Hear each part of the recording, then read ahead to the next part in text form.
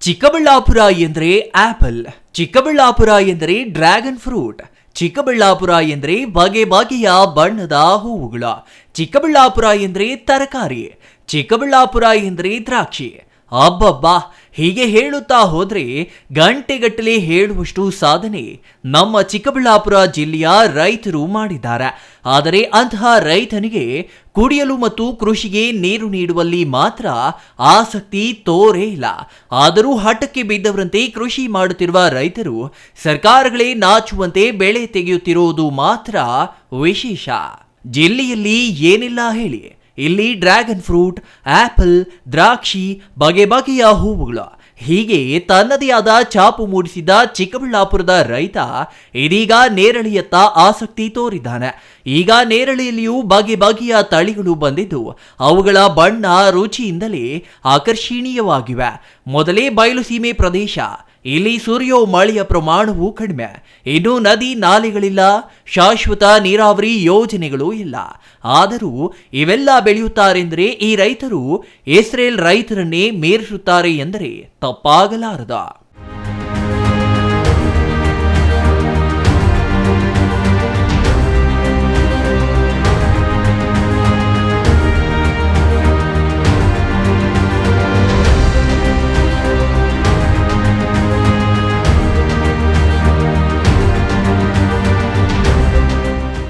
ಈ ನೇರಳೆ ಹಣ್ಣು ಅಂದರೆ ಆಂಗ್ಲದಲ್ಲಿ ಜಾಮೂನ್ ಫ್ರೂಟ್ ಅಂತ.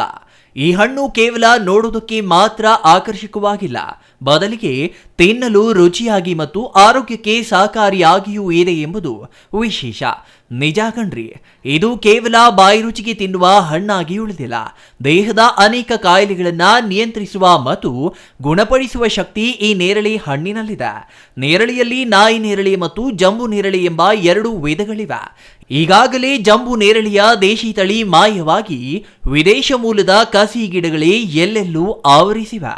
ಇಂತಹ ಸಮಯದಲ್ಲಿ ಹಣ್ಣಿನ ಇಳುವರಿಯೂ ಹೆಚ್ಚಾಗಿದ್ದು ಬೇಡಿಕೆಯೂ ಅಧಿಕವಾಗಿಯೇ ಇದೆ.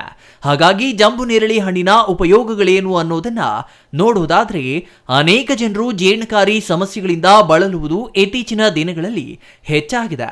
ಜಂಕ್ ಫುಡ್ ತಿನ್ನುವುದು ಹೆಚ್ಚಾದ ಕಾರಣದಿಂದಲೋ, ರಾಸಾಯನಿಕ ಗೊಬ್ಬರಗಳ ಅತಿಯಾದ ಬಳಕೆಯಿಂದಲೋ ಮಾನವನ ಆರೋಗ್ಯ ಮಾತ್ರ ಹದಗೆಡುತ್ತಲೇ ಇದೆ. ಈ ಜೀರ್ಣಕಾರಿ ಸಂಬಂಧಿ ಕಾಯಿಲೆಗೆ ನೇರಳೆ ಹಣ್ಣು ಉತ್ತಮ ಪರಿಹಾರವಾಗಿದೆ. ಈ ಹಣ್ಣಿನಲ್ಲಿ ಆಹಾರದ ಫೈಬರ್ ಇದ್ದು ಇದು ಜೀರ್ಣಕ್ರಿಯೆಗೆ ಸಹಾಯ ಮಾಡುತ್ತದೆ. ಮಲಬದ್ಧತೆ ತಡೆಯಲು ಈ ಜಂಬು ನೇರಳೆ ಸಹಾಯ ಮಾಡುತ್ತೆ. ಜಾಮೂನ್ನಲ್ಲಿರುವ ಟ್ಯಾನಿನ್ಗಳು ಮತ್ತು ಫ್ಲೇವನಾಯ್ಡ್ಗಳು ಉರಿಯೂತ ಕಡಿಮೆ ಮಾಡುವ ಮೂಲಕ ಆರೋಗ್ಯಕರ ಕರುಳು ಇರಲು ಸಹಾಯ ಮಾಡುತ್ತದೆ. ಮಧುಮೇಹ ಇರುವವರಿಗೆ ನೇರಳೆ ಹಣ್ಣು ವರದಾನವಾಗಿದೆ. ಈ ಹಣ್ಣಿನಲ್ಲಿ ಜಾಂಬುಲಿನ್ ಮತ್ತು ಜಾಂಬೂಸಿನ್ ನಂತಹ ಸಂಯುಕ್ತಗಳಿವೆ. ಇವು ರಕ್ತದಲ್ಲಿನ ಸಕ್ಕರೆ ಮಟ್ಟವನ್ನ ಕಡಿಮೆ ಮಾಡುತ್ತವೆ. ಈ ಸಂಯುಕ್ತಗಳು ಪಿಷ್ಟವನ್ನ ಸಕ್ಕರೆಯಾಗಿ ಪರಿವರ್ತಿಸುವುದನ್ನು ನಿಧಾನಗೊಳಿಸಲು ಸಹಾಯ ಮಾಡುತ್ತವೆ. ಮಧುಮೇಹ ನಿರ್ವಹಣೆಗೆ ನೇರಳೆ ಹಣ್ಣು ಪರಿಣಾಮಕಾರಿಯಾಗಿ ನೈಸರ್ಗಿಕ ಪರಿಹಾರವಾಗಿದೆ. ನೇರಳೆ ಹಣ್ಣು ಪೌಷ್ಟಿಕಾಂಶದಿಂದ ಸಮೃದ್ಧವಾಗಿದ್ದು ಇದು ತೂಕ ನಷ್ಟಕ್ಕೆ ಪ್ರಯತ್ನಿಸುವವರಿಗೆ ಉತ್ತಮ ಆಯ್ಕೆಯಾಗಿದೆ. ಇದು ಕಡಿಮೆ ಕ್ಯಾಲೋರಿ ಮತ್ತು ಹೆಚ್ಚಿನ ಫೈಬರ್ ಹೊಂದಿರುತ್ತದೆ. ಇದು ಹೆಚ್ಚು ಸಮಯ ಹೊಟ್ಟೆ ತುಂಬಿದ ಅನುಭವ ನೀಡುತ್ತದೆ ಮತ್ತು ಒಟ್ಟಾರೆ ಕ್ಯಾಲೋರಿ ಸೇವನೆಯನ್ನ ಕಡಿಮೆ ಮಾಡುತ್ತದೆ. ಇದರಲ್ಲಿರುವ ಫೈಬರ್ ಜೀರ್ಣಕ್ರಿಯೆಗೆ ಸಹಾಯ ಮಾಡುವ ಮೂಲಕ ತೂಕ ನಿರ್ವಹಣೆಗೆ ಸಹಾಯ ಮಾಡುತ್ತದೆ.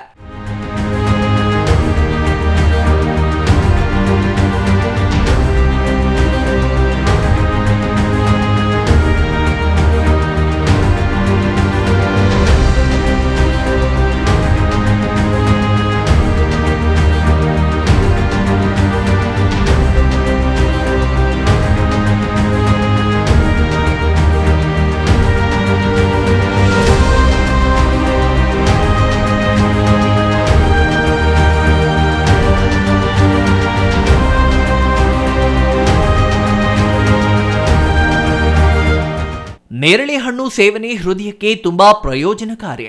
ಇದು ಪೊಟ್ಯಾಷಿಯಂ ಹೊಂದಿದ್ದು ರಕ್ತದೊತ್ತಡವನ್ನ ನಿಯಂತ್ರಿಸಲು ಸಹಾಯ ಮಾಡುತ್ತದೆ. ಹೃದ್ರೋಗದ ಅಪಾಯವನ್ನ ಕಡಿಮೆ ಮಾಡುತ್ತದೆ. ಇದರಲ್ಲಿರುವ ಉತ್ಕರ್ಷಣ ನಿರೋಧಕಗಳು ಕೆಟ್ಟ ಕೊಲೆಸ್ಟ್ರಾಲ್ ಮಟ್ಟವನ್ನ ಕಡಿಮೆ ಮಾಡಲು ಸಹಾಯ ಮಾಡುತ್ತವೆ.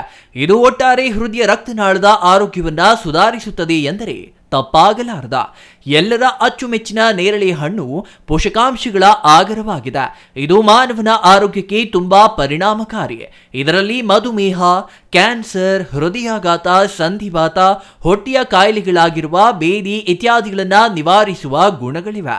ಈ ಹಣ್ಣು ಕಾಮಾಸಕ್ತಿ ಕೂಡ ಹೆಚ್ಚಿಸುತ್ತದೆ. ಇದು ರಕ್ತವನ್ನ ಶುದ್ಧೀಕರಿಸುತ್ತದೆ, ರಕ್ತಹೀನತೆಯನ್ನ ದೂರ ಮಾಡುತ್ತದೆ, ರಕ್ತದೊತ್ತಡ ತಗ್ಗಿಸಿ ಹೊಟ್ಟೆಗೆ ಸಂಬಂಧಿಸಿದ ಸಮಸ್ಯೆಗಳನ್ನು ದೂರ ಮಾಡುತ್ತದೆ. ಇದರ ಜ್ಯೂಸ್ ತಯಾರಿಸುವ ವೇಳೆ ಸಕ್ಕರೆ, ಚಿಟಿಕೆ ಉಪ್ಪು, ನಿಂಬೆ ರಸ ಹಾಗೂ ಚಿಟಿಕೆ ಚಾಟ್ ಮಸಾಲ ಬೆರೆಸಿ ಬೀಜ ತೆಗೆದ ನೇರಳೆ ಹಣ್ಣನ್ನ ರುಬ್ಬಿ ಬಳಿಕ ಉಳಿದ ಸಾಮಗ್ರಿಗಳನ್ನ ಸೇರಿಸಿ ಆರೋಗ್ಯಕರ ಜ್ಯೂಸನ್ನ ವಾರದಲ್ಲಿ 3 ಬಾರಿ ಸೇವಿಸಿದ್ರೆ ಯಾವುದೇ ಕಾಯಿಲೆ ಹತ್ತಿರಕ್ಕೂ ಸುಳಿಯೋದಿಲ್ಲ ಎನ್ನುತ್ತವೆ ವೈದ್ಯಕೀಯ ವಿಜ್ಞಾನಗಳು. ಮಧುಮೇಹಿಗಳು ಸಕ್ಕರೆ ಬೆರೆಸದೆ ಕುಡಿಯಬೇಕಾಗಿದೆ. ಇದು ಜೀರ್ಣಕ್ರಿಯೆಯನ್ನ ಸರಾಗವಾಗಿಸುತ್ತದೆ, ಮಲಬದ್ಧತೆ ಸಮಸ್ಯೆಯನ್ನು ನಿವಾರಿಸುತ್ತದೆ.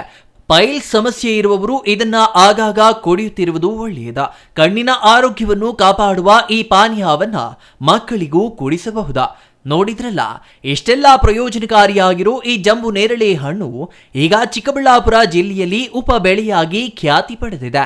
ಜಮೀನಿನ ಬದಿಗಳಲ್ಲಿ, ಬೇಲಿಯ ಪಕ್ಕದಲ್ಲಿ, ಹೀಗೆ ವ್ಯರ್ಥ ಪ್ರದೇಶದಲ್ಲಿ ಈ ನೇರಳೆ ಗಿಡಗಳನ್ನ ಹಾಕಿದರೆ ಆರೋಗ್ಯಕ್ಕೆ ಆರೋಗ್ಯ, ಲಾಭಕ್ಕೆ ಲಾಭ. ಹೇಗೆ ಅಂತೀರಾ? ಪ್ರಸ್ತುತ ಈ ಜಂಬು ನೇರಳೆ ಹಣ್ಣು ಪ್ರತಿ ಕೆಜಿಗೆ 200 ರೂಪಾಯಿ ಇದೆ. ನೇರಳೆ ಗಿಡ ನೆಟ್ಟ 4 ವರ್ಷದಲ್ಲಿ ಹಣ್ಣು ಬಿಡಲಿದ್ದು ಆರಂಭದಿಂದಲೇ ಕನಿಷ್ಠ 50 ಕೆಜಿ ಹಣ್ಣು ಪ್ರತಿ ಗಿಡದಿಂದ ಫಸಲು ಸಿಗಲಿದೆ. ಅಂದರೆ ಪ್ರತಿ ಗಿಡಕ್ಕೆ 10 ರೂಪಾಯಿಯಂತೆ ಲೆಕ್ಕ ಹಾಕಿದ್ರೆ ಜಮೀನಿನ ವ್ಯರ್ಥ ಪ್ರದೇಶದಲ್ಲಿ ಬೆಳೆದ ಈ ಗಿಡಗಳಿಂದಲೇ 1 ಎಕರೆಗೆ ಎಷ್ಟೆಲ್ಲ ಲಾಭ ಸಿಗಲಿದೆ ಎಂಬುದು ನಿರೀಕ್ಷೆಗೂ ಮೀರಿದೆ. ಇದು ದುಬ್ದಾಳ್ ಅಂತ ವೆರೈಟಿ. ನಾವು ಇದನ್ನು ಮಹಾರಾಷ್ಟ್ರದಿಂದ ತರಿಸಿದ್ದೀವಿ ಗಿಡಗಳು. ಈಗ ನಮ್ಮ ಜಮೀನು ಬಾರ್ಡ್ರಲ್ಲಿ ಹಾಕಿದ್ದೀವಿ. ಒಂದು 15 ಮರ 18 ಮರ ಇದೆ. ಇದು ಉಣಿ ಒಂದು 5 ವರ್ಷ ಆಗಿದೆ. ಈಗ ಹಿಂದಿನ ವರ್ಷನೂ ಫಸಲು ಬಿಟ್ಟಿತ್ತು. ಗಿಡ ಇಲ್ಲಿ ನಾಟಿ ಮಾಡಿದ 4ನೇ ವರ್ಷಕ್ಕೆ ಹಣ್ಣು ಶುರು ಆಯಿತು. ಇದು 5ನೇ ವರ್ಷ. ಅವ್ರು ಯಾರೋ ವ್ಯಾಪಾರಸ್ಥರಿಗೆ ಉಂಡಿ ಕೊಟ್ಬಿಟ್ಟಿದ್ದೀವಿ.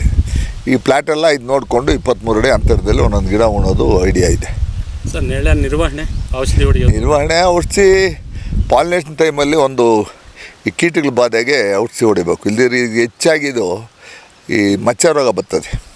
ಹಣ್ಣು ಎಲ್ಲ ಊಜಿ ತೂತುಗಳು ಬಿಟ್ಬಿಟ್ಟು ಆ ಊಜಿ ಸಣ್ಣ ಪಾಲಿನೇಷನ್ ಆಗೋ ಟೈಮಲ್ಲೇ ನೊಣ ಬಂದು ಮೊಟ್ಟೆ ಇಟ್ಬಿಟ್ಟು ಹೋಗ್ಬಿಡ್ತದೆ. ಅದೆಲ್ಲ ಹಣ್ಣಾಗೋ ವೇಳೆಗೆ ಗಜ್ಜಿ ಆಗಿಬಿಡ್ತದೆ. ಅದರ ನಿರ್ವಹಣೆಗೆ ಸ್ಟಾರ್ಟಿಂಗಲ್ಲಿ 2 ಇನ್ಸೆಕ್ಟಿಸೈಡ್ ಹೊಡಿತೀವಿ.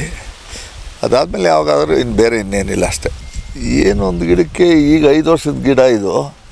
ಒಂದು ಗಿಡಕ್ಕೆ ಒಂದು 50-60 ಕೆಜಿ ಬರುತ್ತೆ. ಬಾದು ಬೇಲಿಯ ಪಕ್ಕದಲ್ಲಿ ಜಂಬು ನೇರಳೆ ಗಿಡಗಳನ್ನ ಹಾಕಿ ಜಮೀನಿನಲ್ಲಿ ಇತರೆ ತೋಟಗಾರಿಕಾ ಬೆಳೆಗಳನ್ನ ಬೆಳೆಯಬಹುದಾಗಿದೆ. ಹಾಗೆ ಬೆಳೆದರೂ ಎಕರೆಗೆ ಕನಿಷ್ಠ 150 ಗಿಡ ಹಾಕಬಹುದಾಗಿದೆ. ಅಂದರೆ ಪ್ರತಿ ಎಕರೆಗೆ 15 ಲಕ್ಷ ಗಳಿಸಬಹುದಾಗಿದೆ. ಇದಕ್ಕೆ ಊಜಿ ಬಿಟ್ಟರೆ ಇತರೆ ರೋಗ ಬಾಧೆಯೂ ಇಲ್ಲ. ಇದರಿಂದ ಹೆಚ್ಚು ಕೀಟನಾಶಕದಂತಹ ಔಷಧಿಗಳನ್ನ ಸಿಂಪಡಿಸಬೇಕಾದ ಅಗತ್ಯವೂ ಇಲ್ಲ. ಜೊತೆಗೆ ಇದಕ್ಕಾಗಿಯೇ ನೀರು ಹಾಯಿಸಬೇಕಾದ ಹೊಣೆಯೂ ಇಲ್ಲ. ಯಾಕೆಂದರೆ ಜಮೀನಿನಲ್ಲಿ ಬೆಳೆದಿರುವ ಬೆಳೆಗಳಿಗೆ ಹಾಯಿಸಿದ ನೀರೇ ಇದಕ್ಕೂ ಸಾಕಾಗುತ್ತದೆ. ಇನ್ನು ಮಾರುಕಟ್ಟೆಯ ಚಿಂತೆಯೇ ಇಲ್ಲ. ಯಾಕೆಂದರೆ ತೋಟಗಳಿಗೆ ಬಂದು ಮರಗಳನ್ನ ಖರೀದಿಸುವವರು ಇದ್ದಾರೆ. ಜಂಬು ನೇರಳೆ ಹಣ್ಣು ಬಿಟ್ಟಿದೆ ಎಂದರೆ ದೂರದ ಪ್ರದೇಶಗಳಿಂದ ಬಂದು ತೋಟ ಖರೀದಿಸಿ ಅವರೇ ಹಣ್ಣು ಕೊಯ್ಲಿ ಮಾಡಿ ಕೊಂಡೊಯ್ಯುತ್ತಾರೆ. ಹಾಗಾಗಿ ಇದಕ್ಕೆ ಮಾರುಕಟ್ಟೆ ಚಿಂತೆಯೂ ಇಲ್ಲ. ಒಟ್ಟಿನಲ್ಲಿ ಜಂಬು ನೇರಳೆ ಎಂಬುದು ರೈತನ ಪಾಲಿಗೆ ವರದಾನವಾಗಿದ್ರೆ ಜನರ ಪಾಲಿಗೆ ಆರೋಗ್ಯಕರ ಹಣ್ಣಾಗಿ ಖ್ಯಾತಿ ಪಡೆದಿದೆ. Praveen, CTV news, Chikkaballapur.